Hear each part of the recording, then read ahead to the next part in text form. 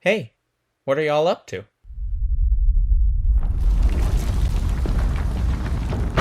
Rangers, it is time for a new episode of the Hyperfixnation podcast. On it, Zordon. It's Morphin time. Triceratops. Spinosaurus! Parasaurolophus!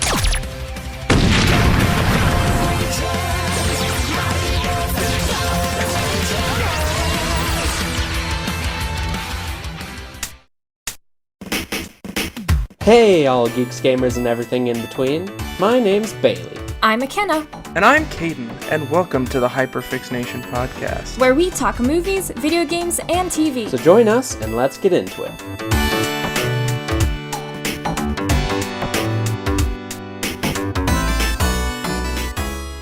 Since I'm the host, I guess I can introduce y'all to this week's episode of the Hyperfixnation podcast. The Queen died today.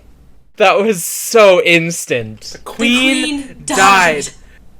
On the day we are recording this, which is a couple days before it comes out, the Queen died. And I do want to say I called it. Everyone called it, but I called it on this podcast. So if you've been following along at home, I've been planning this for a while.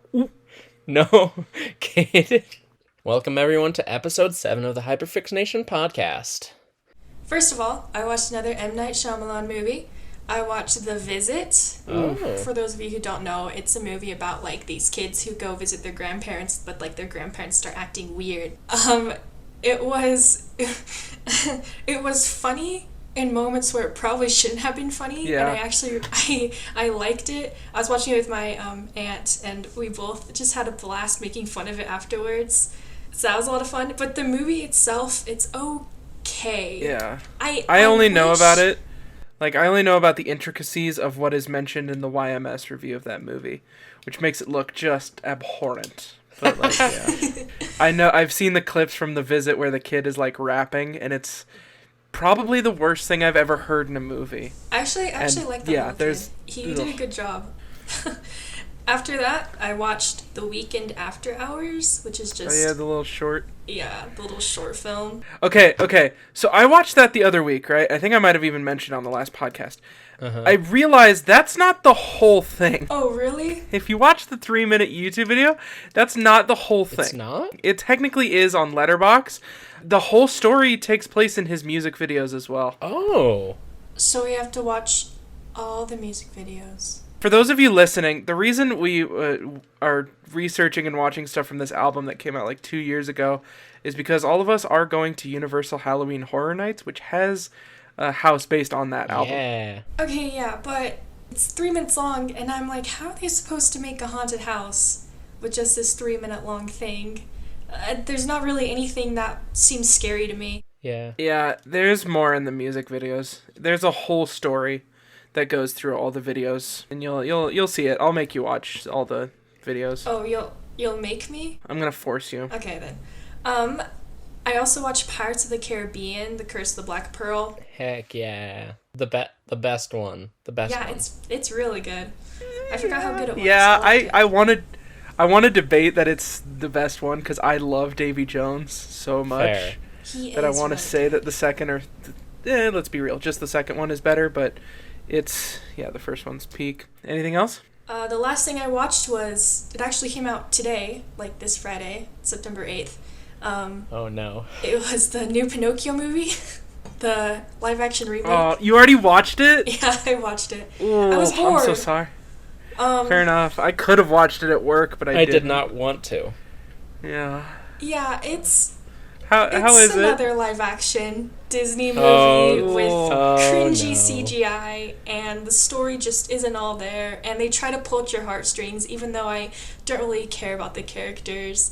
Actually, no, that's a lie. I actually did care a little bit about Geppetto, just because he says some funny stuff. Okay, but I kid you not, guys, he turns to Pinocchio and says, Pinocchio, do you know the way? I saw a clip where what is it? Foulfellow and Gideon, whatever one the furry bait fox is. tells Pinocchio, like, you could be a star, an influencer even, and you can like tell that it was like, see, that's a modern word, and we put it in this old movie. See what we did? That's funny. Yeah, there's so many moments of that. I hate it. One moment they're like, you met out Pinewood. Your stage name could be Chris Pine. Why? Isn't Pinocchio supposed to be taking place in, like, the 1800s? Yeah. Yeah, why are they just randomly referencing Chris Pine? I just hope Pinocchio didn't do any Fortnite dances. I was actually kind of hoping that Pinocchio did a Fortnite dance. I don't think he did. I mean, the best cinematic moment of this year was when Jim Carrey as Robotnik did a Fortnite dance, but that's whatever. Alright, anything you watched this week, Kaden? I have a few. Alright. I watched X. Yeah. One you have been recommending me for a long time, Bailey, which feels like it's A24 made Texas Chainsaw Massacre, but with no chainsaws, basically. Basically. Okay, Kaden, literally every single movie you talk about, it's like, it's literally this, but Texas Chainsaw Massacre. Yeah. I mean, I'm a big fan of TCM. It's like my favorite, right? Like, I love TCM.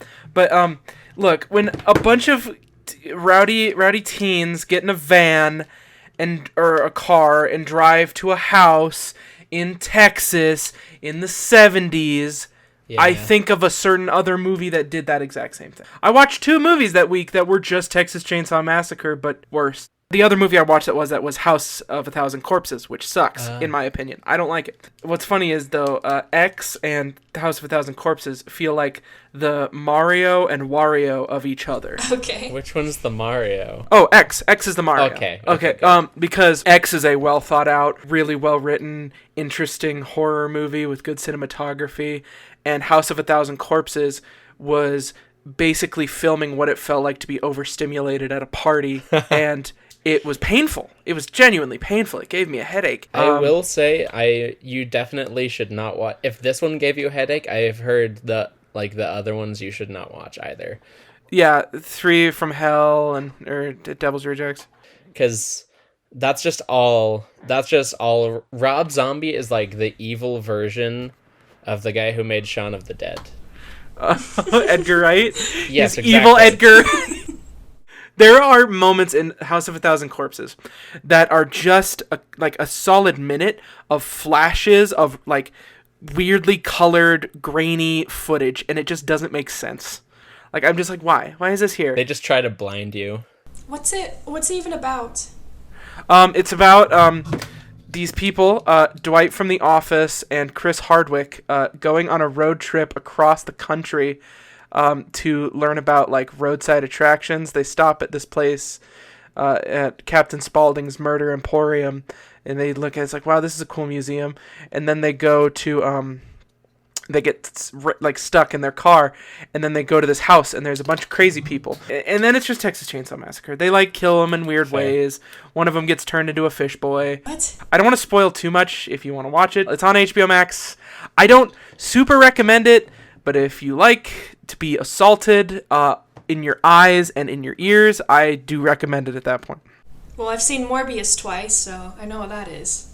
I made you see Morbius twice. I think that's funny. The last thing I watched this week was Get Out by Jordan Peele. My boy. Very good. Great movie. I think Nope is better. Nope felt tighter, right? Like, you could tell this was the first movie Jordan Peele wrote, and he was still like finding his bearing. I would watch Nope like over Get Out for me personally. Yeah, Nope is a more fun watch. Mm-hmm. This was one of the best horror, like, tense horrors I've ever seen, right? Psychological, yeah. Psychological. Because everything a white person said in that movie was like, ooh.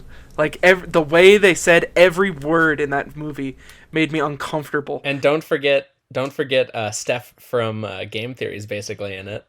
Hey, you read my Letterboxd review. Yeah, she looks exactly like Matt Pat's wife, and it's uncanny. Especially when she puts the ponytail back. It's like, wait, it's the girl from Game Theory. It's uncanny. Yeah, it should have been Matt Pat. I would have given that movie a full 5 stars if it was Matt Pat running around and killing people. But yeah, that movie was great. All right, the weekly ones that I watched, let's see. I watched Jaws in theaters last week. Very nice. Yeah, that was actually my first time even, like, I knew what Jaws was about, but this was my first time watching it. You had never seen Jaws? No, I had not. Never? What? Okay. Your ass is the one who compared Nope to Jaws to me. You're like, hey, that's like Jaws. And I'm like, okay. Hold on. Wait, I thought I compared it to you. I heard it from Bailey. Possibly. I don't know. Well, I've actually seen Jaws. Give me a bit of credit, only because I was terrified. I was terrified of sharks throughout my entire childhood, so anytime this movie came on screen, I would run into a different room. Really? I loved this movie when I was a kid. One of my favorites. I didn't watch it until January of this year. Well, I saw a person getting killed by a shark when I was like 5 years old, and it terrified me. Like in real life? No, not in real life. Oh, in like, it was I think it was on a CSI show. Oh, I'm because not I was sure like, why. Saw that? Yeah. That No, would have been no. wild. I would have been like, never mind, you're fair for not seeing Jaws. I watched Prince of Egypt. That's a good one. Yeah. Because I've been watching most of the DreamWorks movies, and that was my first time watching that. Not ever, because I had seen it back when I was a little kid, and that one's really good. Yeah, it is. And then I have one, The Departed, actually, which was amazing. It's made by Martin Scorsese. It has Leonardo DiCaprio. It's got Matt Damon. It's got lots of people, and it's basically an American version of Death Note, which I think is very funny. What do you mean by that? Because you said that, and I'm like, does Jack Nicholson come out with like an apple and go like, "Hey, it's me, Jack Ryuk Nicholson"?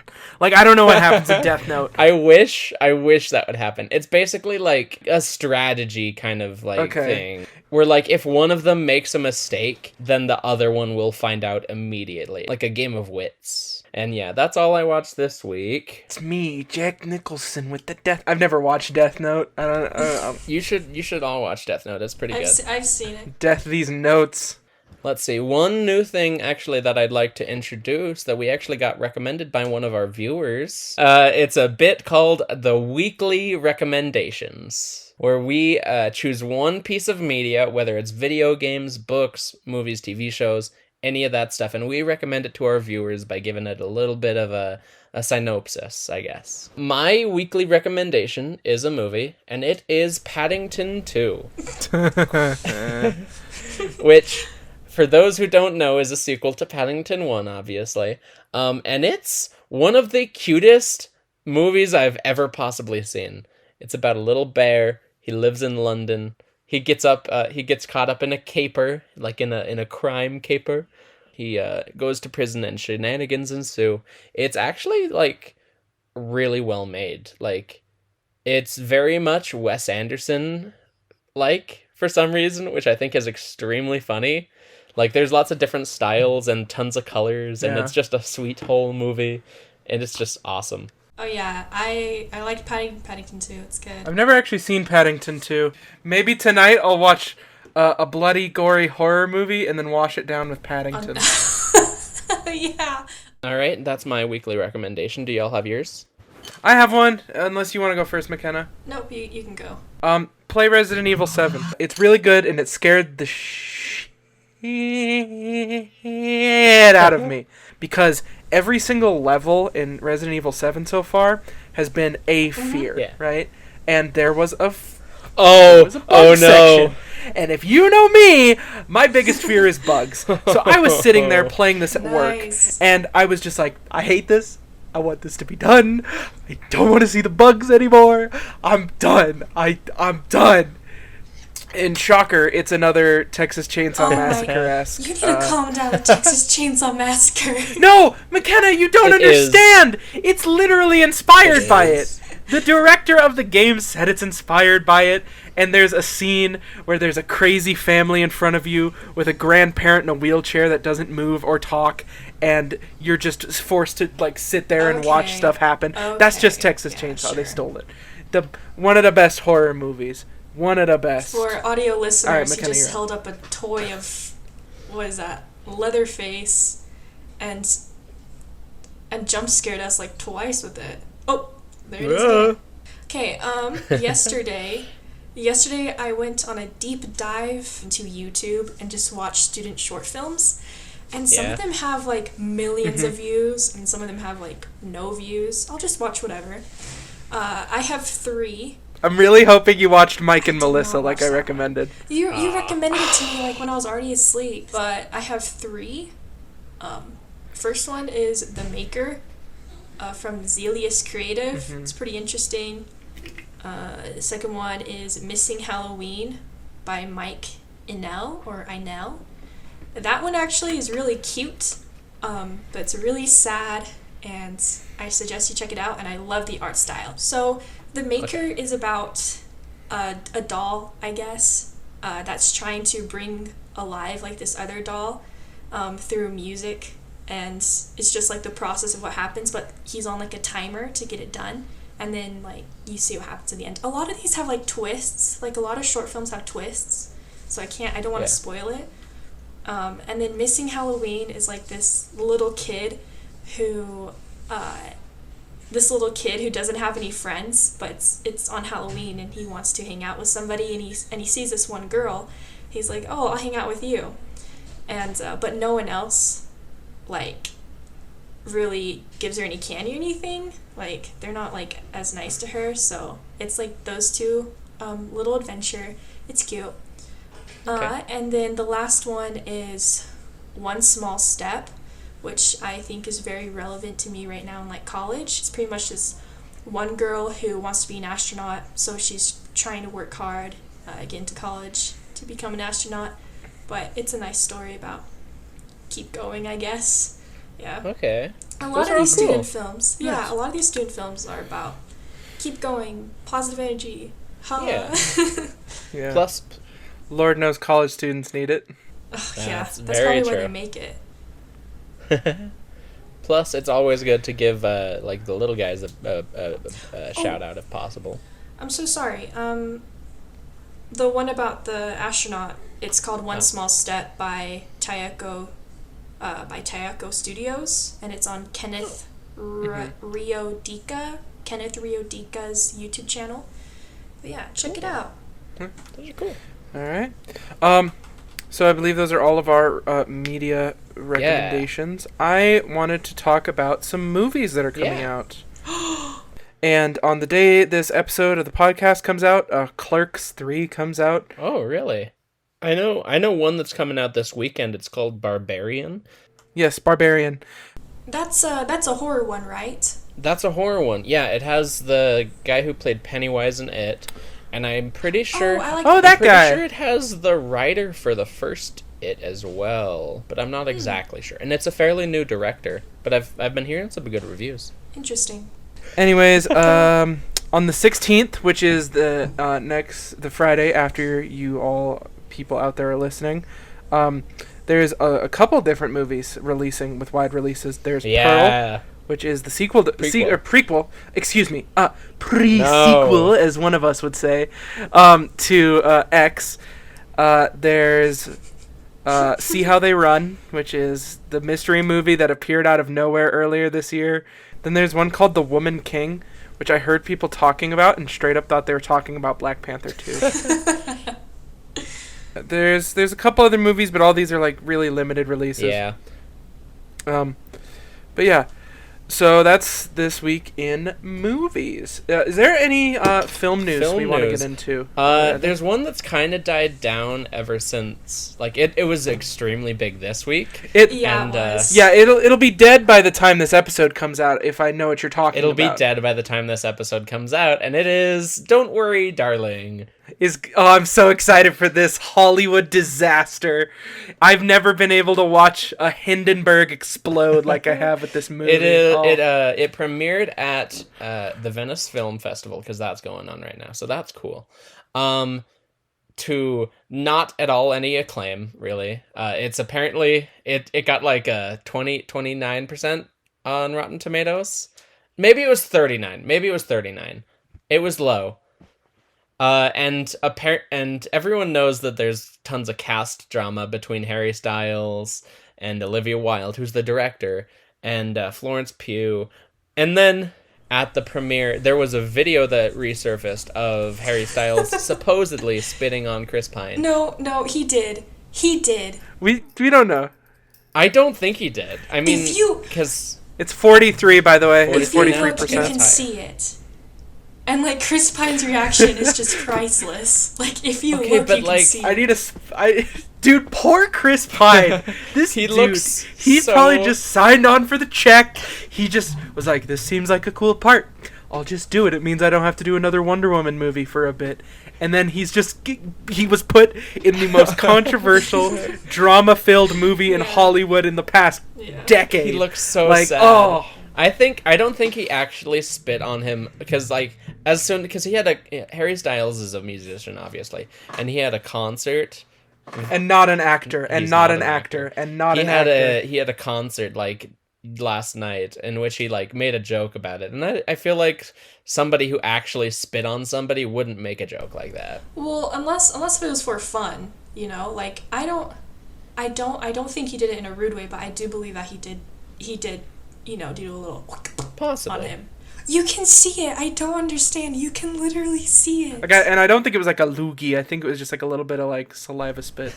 I think we need a sports commentator to like break it down and like draw on the Yeah. screen and go, all right, you can see here the spit comes down at about this angle. Everyone, all audio listeners, please go over to YouTube and we'll break it down for you. Thank you. Aside from that, we have a little bit. We got a first look at Glass Onion, which is the new Knives Out movie. Onion. The trailer came out. Teaser.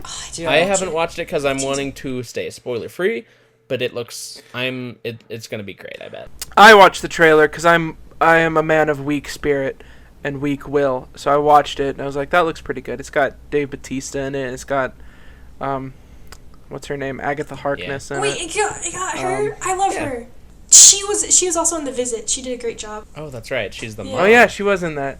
They have Leslie Odom Jr. He's pretty cool. Yeah. Plus, it's directed by Ryan Um, Johnson, who I just love. And by the time this episode comes out, everyone out there will know more than we do because D23 Oh, starts that's right. tomorrow. Like, I'm obviously very excited for Pixar and some of the Disney stuff, and of course Disney TV animation, which y'all should all check out. The Owl House, because it's an amazing show. But my big D23 prediction is the Fantastic Four casting is going to be revealed. Yeah, I do agree. I think we're gonna see the Fantastic Four show up, and one of the choices I'm calling is Seth Rogen as the Thing.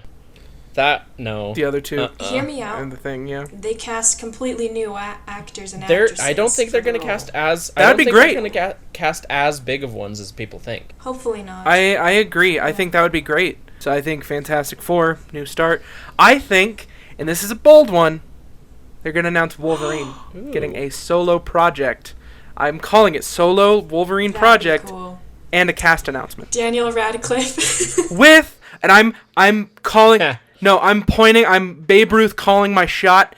I don't know his name, but there's a guy from the show Letterkenny that people say would be Oh. good. And calling that. Oh, another prediction I have. Indiana Jones 5 teaser trailer. I think we're going to see the first teaser for Indy 5. I think, like, at most, it's going to be, like, the indie music, like, slowed down, played on a piano, because that's all we get nowadays. And then it's going to be, Title like, reveal. a title reveal, yes. And then it's going to be a shot of Indy putting on the hat and, like, doing a little smirk, you know? And then he's going to go, I'm in Fortnite. I think it's going to be funny because that's going to be exactly No. what it is, actually. It's going to be exactly what it is. Again, another Babe Ruth calling my shot. We're going to get a slowed down piano Indiana Jones theme, and then him putting on the hat and a title. Well, yeah, I want to make like a bolder prediction than just Fantastic Four. Okay. I think I saw a little bit about possible cast of Fantastic Four. I like rumors going around. I think Penn Badgley is going to be Mr. Fantastic. I think Jason Segel, the guy from the Muppets, I think he's going to be the Thing. I don't know who's Human Torch, but I'll just say Joe Keery because it'll make you happy, Kaden, even though it's probably not going to happen. It's going to be him. It's going to I'm be sorry. him. I don't want Joe Keery to be the Human Torch. I want him to be Gambit. Can we save him for later? Please? Oh, yep, Yeah, that's that's better. fair. That's better, yeah. And for Invisible Woman, there's a girl from the newer James Bond movies. I don't remember her name, but I think she's gonna be it. My prediction is that we're probably going to see a teaser for that Little Mermaid live action that they said forever ago. That's my prediction. I don't know what it'll be. Ooh. Probably a little singing Yep. thingy. Yeah. I made a couple locks of the week, but I want to make another. And it's that we are going to get the cast for Pixar's Elemental. And I don't know who the girl is going to be played by, but I'm calling it now. John Mulaney plays the main male lead in that movie. But yeah, that's one of my big predictions. I made a couple. I have a lot more in the dome, but I don't want to say them because then you'd have to cut out a lot. But Pixar's making a musical. I'm calling that as well. Pixar is going to announce not a name, but they're saying a full musical.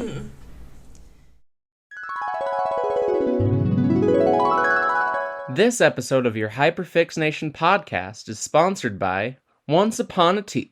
Have you ever wanted to represent your favorite fandoms through great-looking and fun-designed shirts, sweatshirts, posters, and more? Well, now you can! Using our special link in the description below, you can find some awesome shirts with awesome designs. But make sure to check while you can, because designs are updated on a weekly basis. So buy them soon or they may be gone forever. Don't forget, check the link below. So now we go into the weekly movie, which is Power Rangers 2017. Why? Why did you do this? I don't know. It was so bad. It was the so closest bad. thing I had to something I'm hyperfixated on, okay? That's fair. That's fair enough. I just wanted to start this little discussion by saying a quote. I don't know who it's from, but the worst thing a movie can do is not be bad. Because when you're bad, you're memorable. But when you are boring, you are a waste of my time, and I am never going to remember the movie. So, McKenna, it looked like I cut you off. What were you going to say? I was going to say that throughout the movie, my one biggest gripe about it, because there are some cool parts, Bailey, okay? And after watching one episode of whatever it's based off of, I understand it. It's just a little cheesy for me, but I understand it. Fair. But the main thing that the movie just doesn't get right is making the audience care for the characters. I literally don't care for them. I could care less if his mom died. I don't care. Okay, but Billy, the Blue Ranger guy. Yes, I hate how they named one of the characters Billy. So I can't just call Dacre Montgomery's character Billy. That's not who it is. Because that's it's R.J. Cyler. I know. I'm saying because I would just call Dacre Montgomery's character Billy because from Stranger Things, like the show he's in.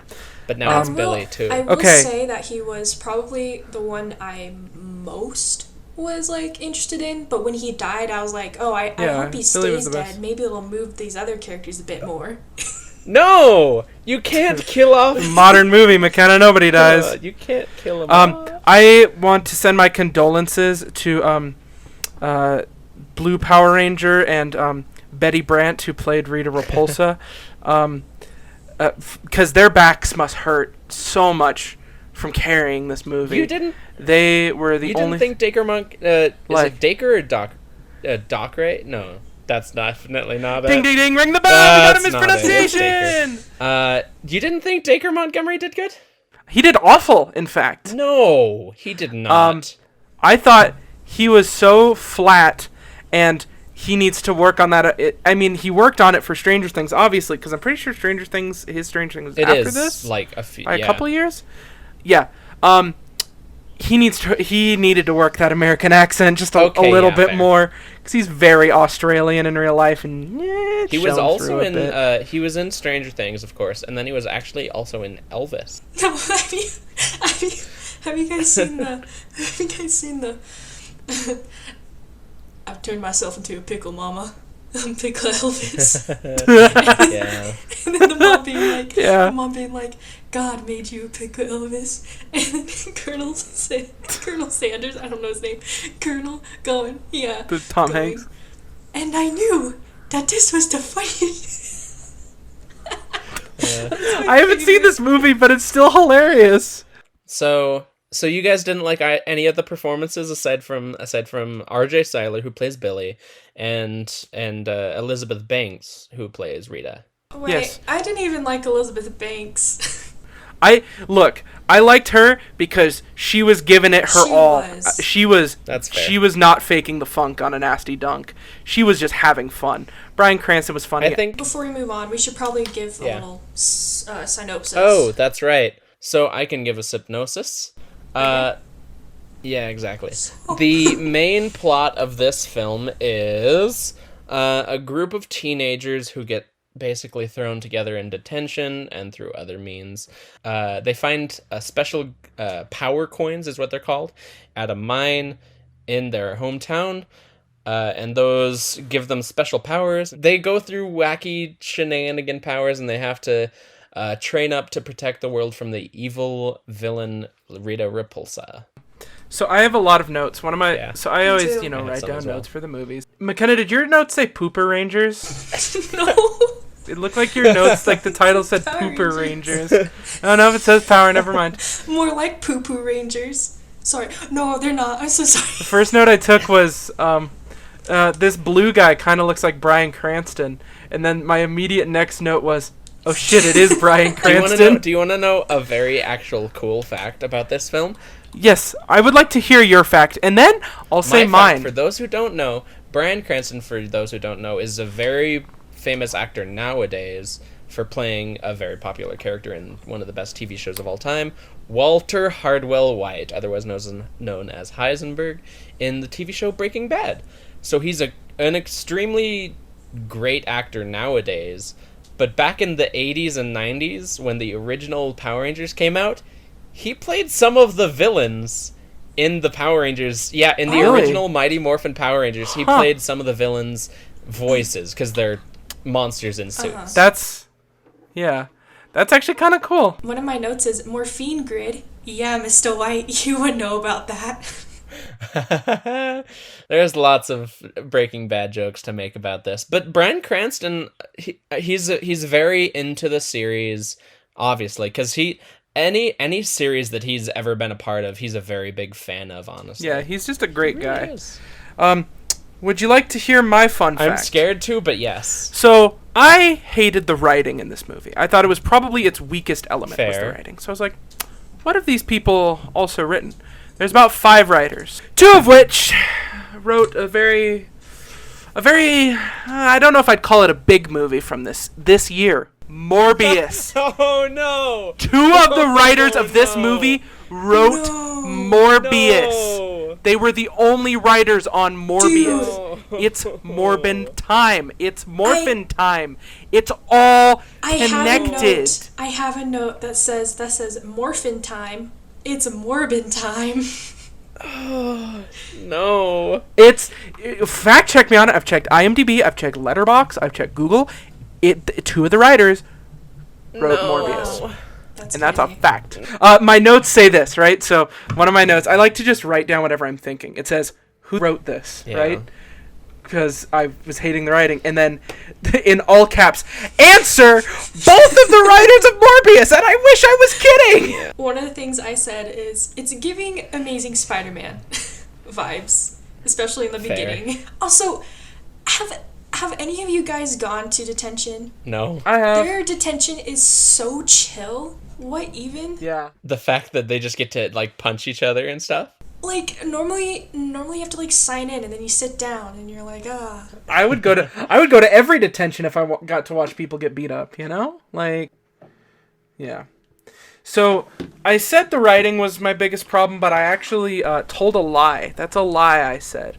My biggest problem with the movie was the music. Oh, yeah. What do you that makes sense. mean?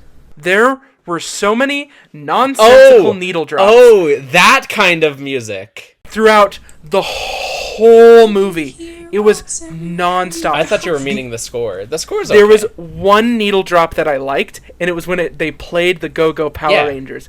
Did it fit the tone? No. It was nice. Frankly, if you were going for the type of movie they were going for, it didn't match. Yeah. But was it fun? Yeah, it was kind of fun. I agree. I actually, one of my notes was this movie has Suicide Squad syndrome, which is the thing of having to play one needle drop every single scene. I had a note that literally said, "What are we, some kind of Power Rangers?" Yeah, really don't yeah. that said As much as I very much, this is like my guilty pleasure movie. I will admit it's not good. It's entertaining. It's somewhat entertaining. One of the notes I wrote down because I couldn't handle it, especially in the beginning of the movie, was the constant like just camera shaking at every single moment for no reason. Normally when you shake a camera, it's purposefully done most of the time if you're a good director. Yeah. But this one is just like, we'll just shake it so they can't see what we're doing around here. And I'm like, I don't know what's happening at the mine. I don't know what he's doing. What's going on? I want to complain about the suit design and the robot design. No! I'm Don't gonna complain. do it! I'm gonna No, complain. I'm going to fight this. Okay, first, let's start with the robots. I could only tell that one was a Triceratops and one was a T-Rex. The robots look awesome. Listen. I know yellow is saber-toothed tiger. I don't know why I know that, I just know that. I know pink is pterodactyl. It just looked like a fighter jet. Yeah, that's what I said. It looked too. like a transformer. They all look like Transformers. The thing is, they're supposed to be like the designs for them. They made them look more alien than the suits, and that's a very specific thing because Yeah. obviously they're more But alien. what was Black Ranger's? What was his? He was a mastodon. That had 6 legs. Mastodons don't have 6 legs. Yeah. It looked like just a thing. Like, I couldn't That's tell what it fair. was, you know? It just... Okay, but they look awesome though. The Megazord does not. The Megazord looks like ass. The Megazord is awful. I looked up the original, and I'm like, if they had the cojones to have classic Megazord rise from that pit, this movie would have been an easy 4 out of 5. Or something like there's so many different like things online about what it could have looked like that would have been so much better. I will say I personally like the alien designs of the Zords and of the costumes, but aside from that, I actually do like Rita Repulsa's design. That's a cool version of her. So I want to move on to the suits. Very MCU bland. They're very overdesigned. Right. Okay, another thing is that they like got rid of they cover up their faces and then they uncover them. I'm like, why are they doing that? That's not how they look. Yes. That I was about to say that. You must never reveal your identity to anyone. But for the entire last act of the movie, you will never have your face covering on. Yeah. And like everyone's out with like their cameras, like they can zoom in and be like, oh, that's Jerry from class. It was probably just because they couldn't afford to do the Iron Man thing of the in face. And guess what? Get actors who can act with their body. Yeah. Well, yeah. They're all great actors considering each one has had some major role in their lifetime since then. Yeah, I mean, guess. it's true. Like the one girl is Jasmine in Aladdin, And one of live them is action. Billy. One of them, Ludi Lin, was in Mortal Kombat. Becky. Oh, is that the Yeah, Black Ranger the Black or Ranger. Yellow? No, the Yellow Ranger Yeah, was that makes played by sense. famous rapper Becky G. Okay. At first I was like, who's the girl in the yellow beanie? Because she just shows up out of nowhere. Yeah, her and the Black Ranger just show up. Like they forgot to write their characters. Okay, That's- the Black yeah. Ranger. The Black Ranger Yeah. makes a little bit more sense because he was sitting on his house or whatever at the like mine place. But the Yellow Ranger, she just comes out of nowhere. And then after a while, she's just there. I was like, is it just me or did the Yellow Power Ranger like change personalities quickly for no reason? Because at first she seemed like a girl who was like, guys, we gotta get out of here, guys, we can't, And then the next second she's like, yeah, I hardly talk. And I'm like, what's her whole deal? She's the too cool for school kind of girl, I think. And then the last one of them is R.J. Seiler, who plays Billy. Honestly, the best part of the movie.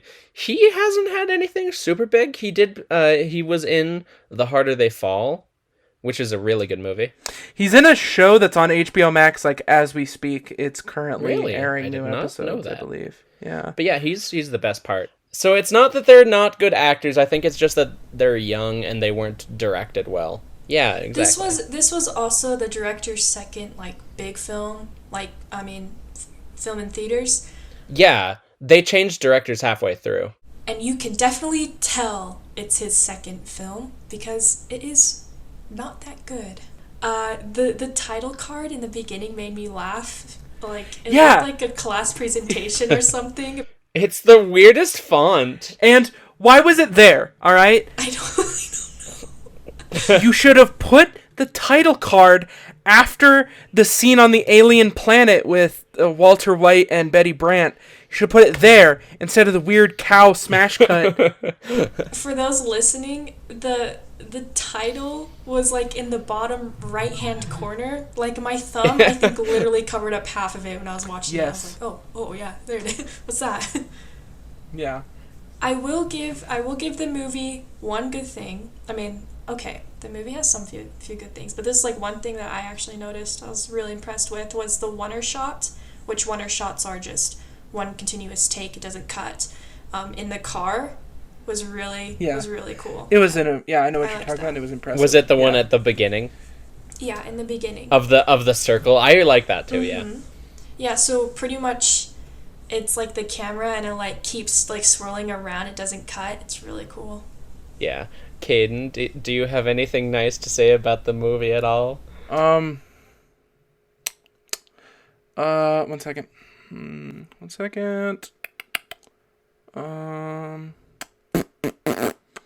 Do I have anything good? Oh, product placement? Real subtle. Real subtle. Barely even noticed it. Couldn't even tell. Yeah. Like it wasn't even there. Krispy Kreme.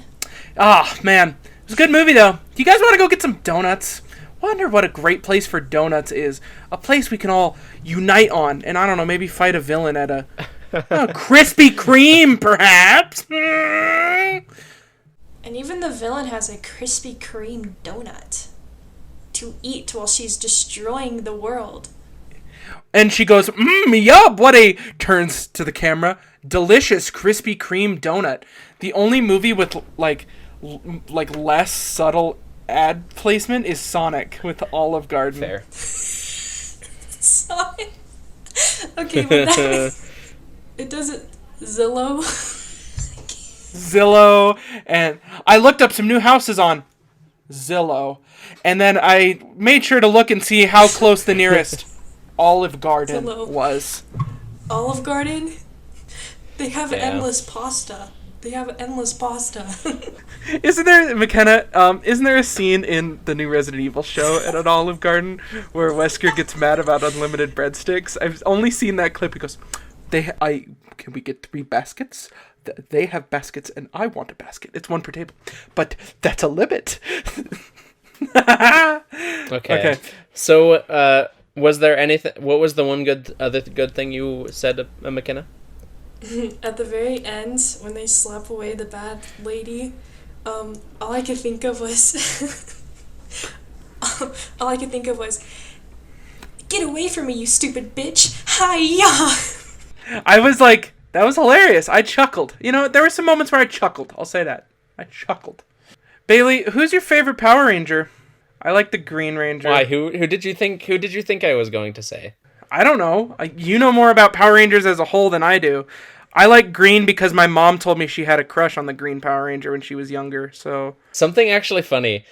Speaking of the Green Ranger, 2 of the original cast from the Power Rangers TV show cameos in this movie. Really? It's the Green Ranger and it's the Pink Ranger. That's cool. The Green Ranger is the bad lady. I'm confused. Oh, okay. Little rant. In the original Power Rangers TV show, there's, like, midway through the season, they introduce a Green Ranger. His name is Tommy Oliver. He's mind controlled by Rita Repulsa, because she's a series-long villain. But eventually they break the curse and he becomes an ally. And he also ends up becoming one of the most famous of the Power Rangers. Because he's in, like, lots of the seasons. Yeah. To me, I think absolutely. He's the most iconic Power Ranger. When I think Power Ranger, I think of a green guy with, like, the gold pads. Either him or the red guy. The red guy's fine. This is like... Y'all ever think about how it's literally just like M&Ms? Like, they introduced the green one later, and the green one is everyone's favorite. But yeah, they show a shot of, like, all the townspeople, and I think they actually have a line where they're like, "Give it up for the Power Rangers," or something like that. And it's the 2 original cast members, and it's kind of cool. Oh, Bailey? Yeah? When Alpha came on screen, Alpha reminded me so much of you. in the way that like Why? Alpha was in the way that like Alpha was like fanboying over the Power Rangers and stuff, and I was like, this is Bailey if they were in this universe. It is. Yeah, that's fair. I would be voiced by Bill Hader too, I think. I have an important question for both of you, right? This ties in. This isn't directly about this Power Rangers movie, but it's about the original Power Rangers movie. All right. What would you do if you found a cat on the side of the road, right?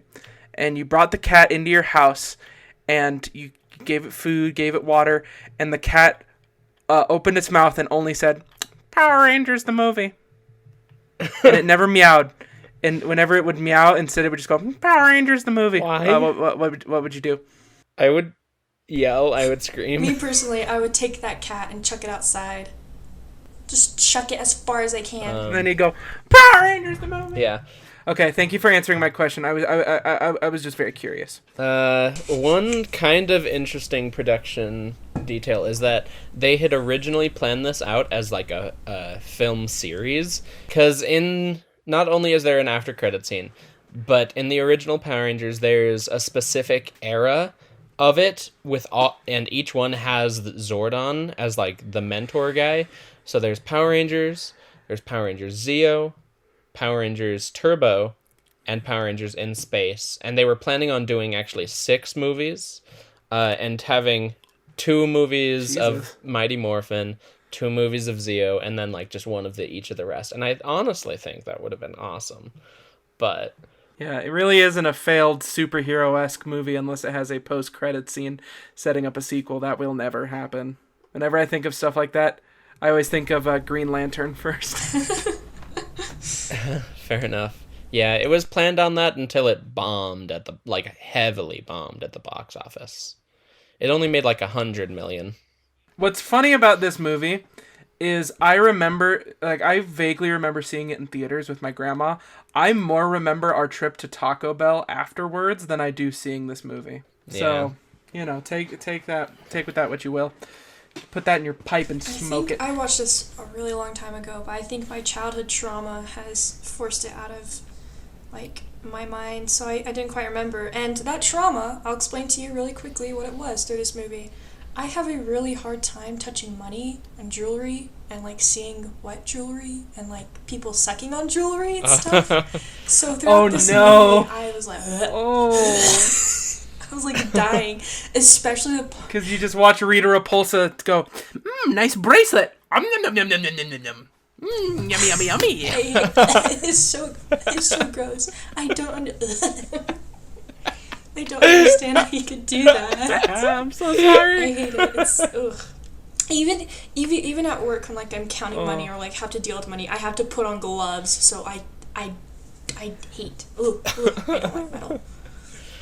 You don't like when she crushed up the bracelets and the watches and and served them up. I hate it. Like a big biscotti. It's disgusting. Okay. I think that kind of brings a close on the discussion of Power Rangers 2017.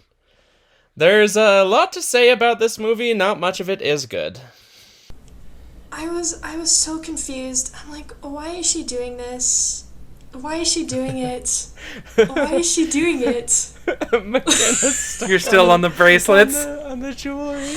I'm traumatized. She was hungry. She needs some food. Okay, but So, Bailey, I would love to know why Yeah. you like this movie so much.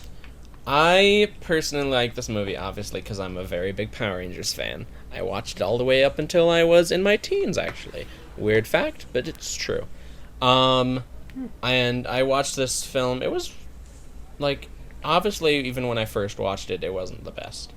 But I liked it. It was just enjoyable.